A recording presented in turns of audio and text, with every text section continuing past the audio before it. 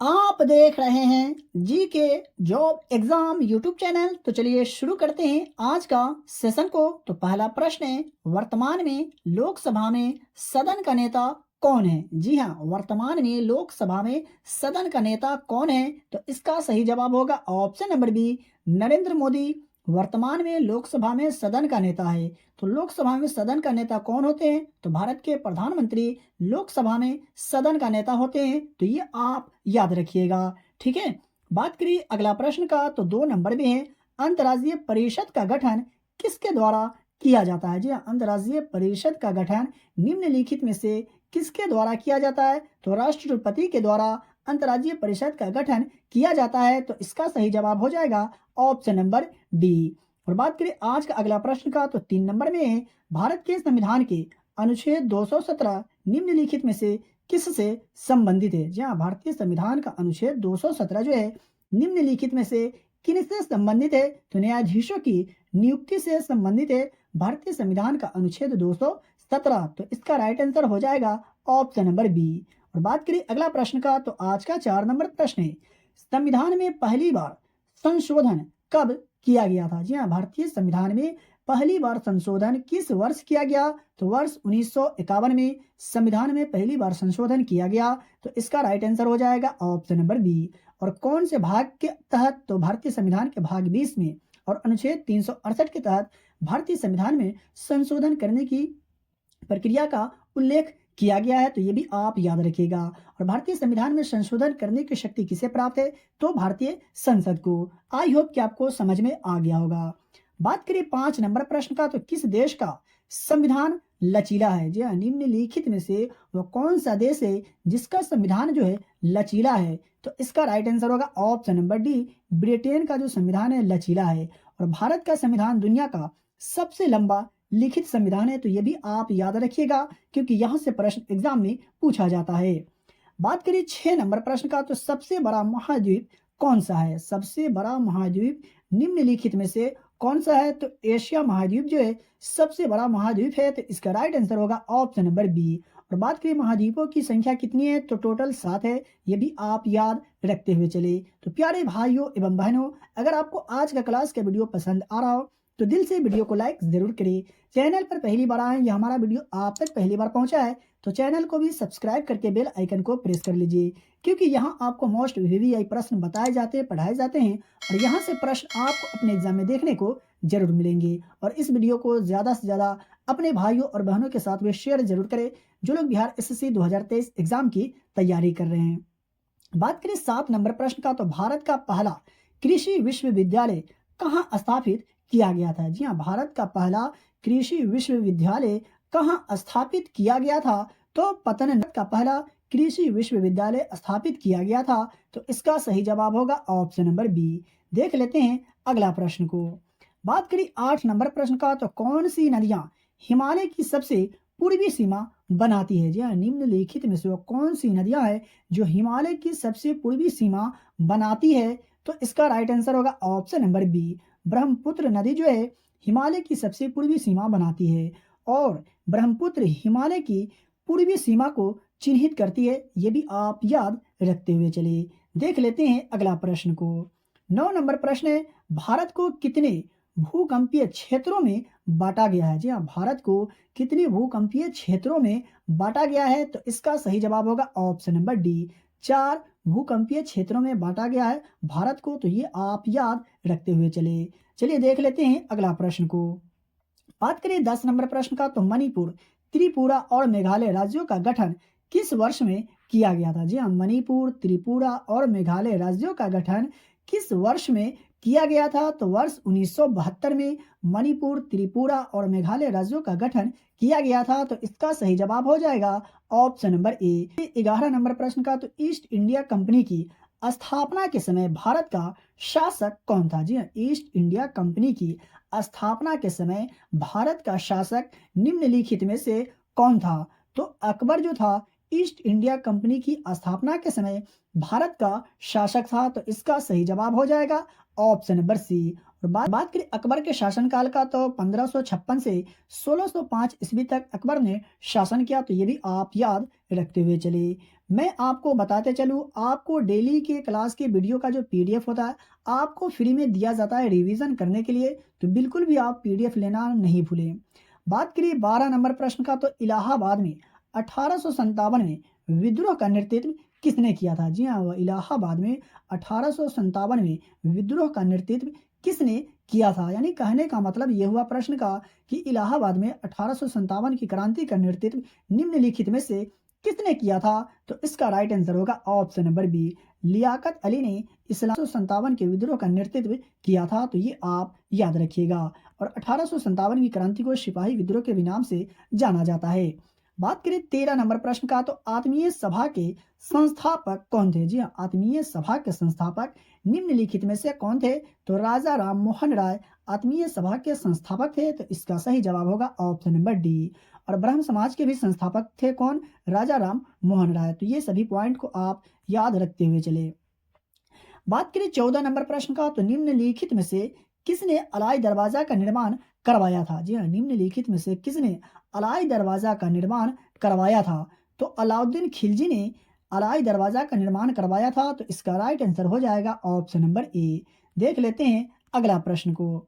बात करें 15 नंबर प्रश्न का, तो हर्यक वंश का अंतिम शासक कौन था? जी हाँ, हर्यक वंश का अंतिम शासक निम्नलिखित में से कौन था? तो नागदासक जो था हर्यक वंश का अंतिम शासक था, तो इसका सही जवाब होगा ऑप्शन नंबर सी।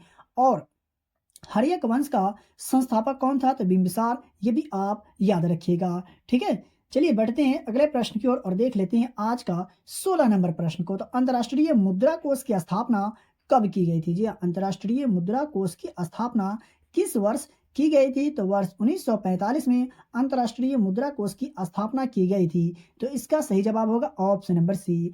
और बात करें इसका मुख्यालय का, तो वाशिंगटन डीसी में है अंतर्राष्ट्रीय मुद्रा कोष का मुख्यालय।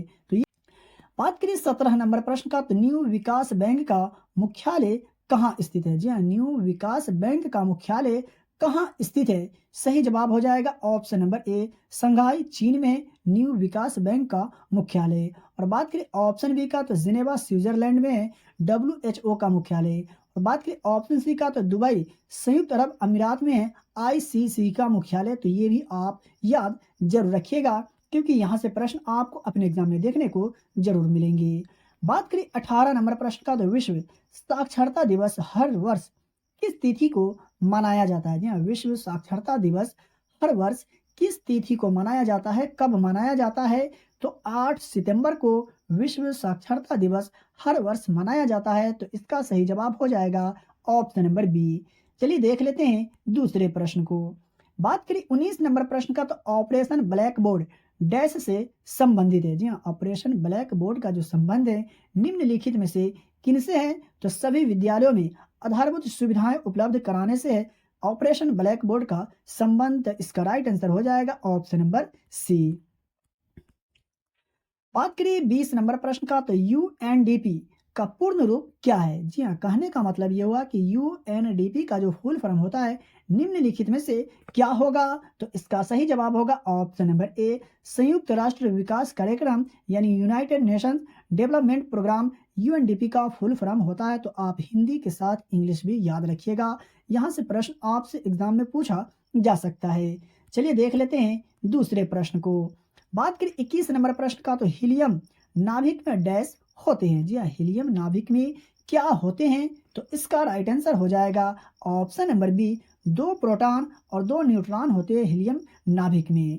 बढ़ते हैं अगले प्रश्न की ओर। बात करें 22 नंबर प्रश्न का, तो निम्नलिखित में से किसमें साइट्रिक अम्ल होता है? जी हाँ, निम्नलिखित में से किसमें साइट्रिक अम्ल होता है? तो संतरा में साइट्रिक अम्ल होता है, तो इसका राइट आंसर होगा ऑप्शन नंबर बी। बात करिए 23 नंबर प्रश्न का, तो पीएच स्केल की खोज किसने की? जी हाँ, पीएच स्केल की खोज निम्नलिखित में से किसने की है? तो सोरेनसन ने पीएच स्केल की खोज किए थे, तो इसका राइट आंसर होगा ऑप्शन नंबर डी। बात करिए शुद्ध जल का पीएच मान का, तो शुद्ध जल का पीएच मान कितना होता है? अगर आपको याद हो तो कमेंट बॉक्स में जरूर बताइएगा, मैं आपको काफी बार बता चुका हूँ। बात करिए 24 नंबर प्रश्न का, तो हरे कशिश का रासायनिक नाम क्या है? जी हाँ, हरे कशिश का जो रासायनिक नाम होता है क्या होता है? तो इसका राइट आंसर होगा option number B, ferrous sulphate जो होता है हरे कशिश का रासायनिक नाम होता है। और बात करें इसकी सूत्र का, तो FeSO4 × 7H2O इसका रासायनिक सूत्र होता है, तो आप सूत्र को भी जरूर याद रखें।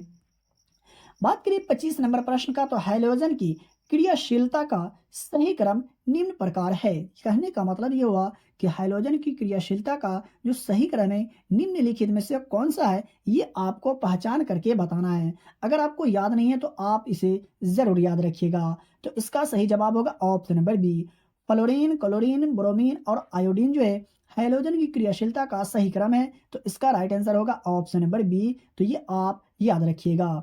बात करें आज का 26 नंबर प्रश्न का, तो बीजों को किस स्थिति में अच्छी तरह से संरक्षित किया जा सकता है? जी हाँ, बीजों को किस स्थिति में अच्छी तरह से सुरक्षित रखा जा सकता है, तो इसका राइट आंसर होगा ऑप्शन नंबर सी, ठंडी और सूखी स्थिति में बीजों को अच्छी तरह से संरक्षित किया जा सकता है, रखा जा सकता है। आई होप कि आपको समझ में आ गया होगा।